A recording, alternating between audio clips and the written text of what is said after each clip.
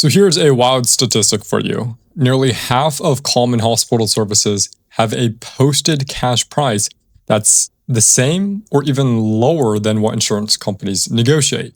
And here's where it gets pretty controversial. A lot of people know that sometimes when a hospital finds out that you have health insurance, they actually increase the bill.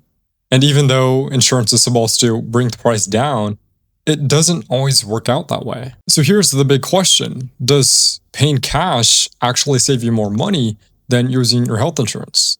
Well, that's what we're going to unpack today.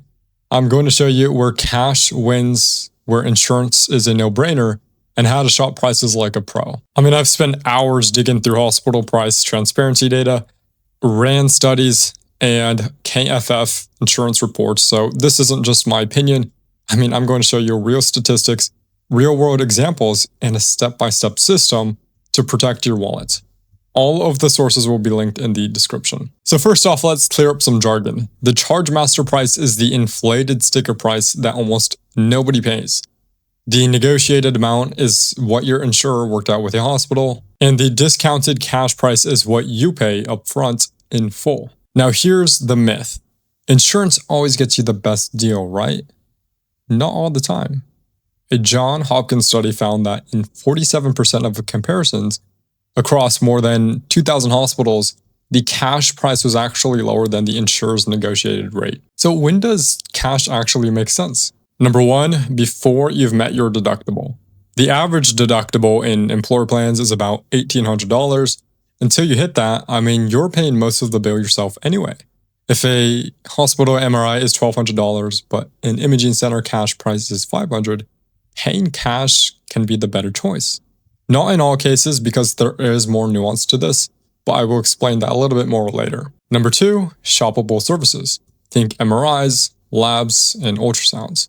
Right? RAND found outpatient centers and physician-owned facilities often charge less than hospitals. A colonoscopy at a hospital might be $2,000, but at an outpatient surgery center, the cash price could be closer to $900. Number three, prescriptions. GoodRx found cash, plus their discount program, beat insurance copays 37% of the time. I mean, a generic drug might cost $30 with insurance, but only $7 through a cash pharmacy program. Now, with all this said, insurance absolutely has places where it pulls ahead. First, big emergencies and hospital stays. RAND found private insurance inpatient prices average 255% of Medicare rates. Outpatient prices average 289%. That's tens of thousands of dollars where you want your deductible and your maximum out of pocket to protect you. Now, second would be preventive care. Under the Affordable Care Act, in-network preventive screenings and vaccines cost you nothing out of pocket.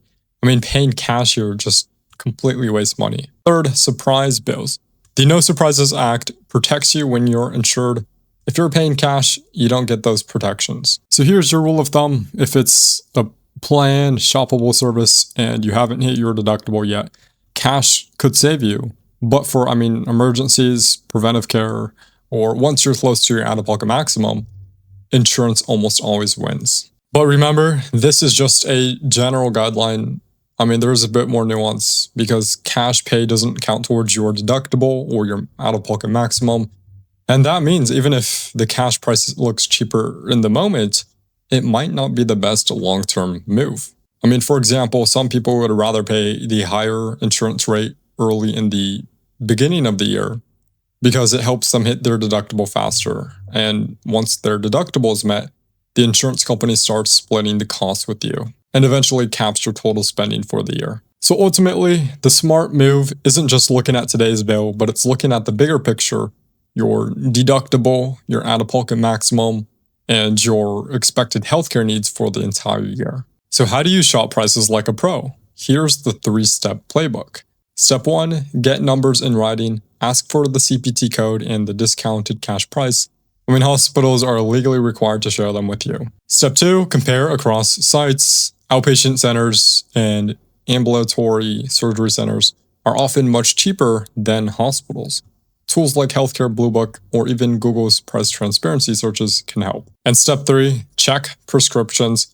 Compare your insurance copay with GoodRx. And a pro tip, always ask, if I pay in full today, What is the prompt pay discount?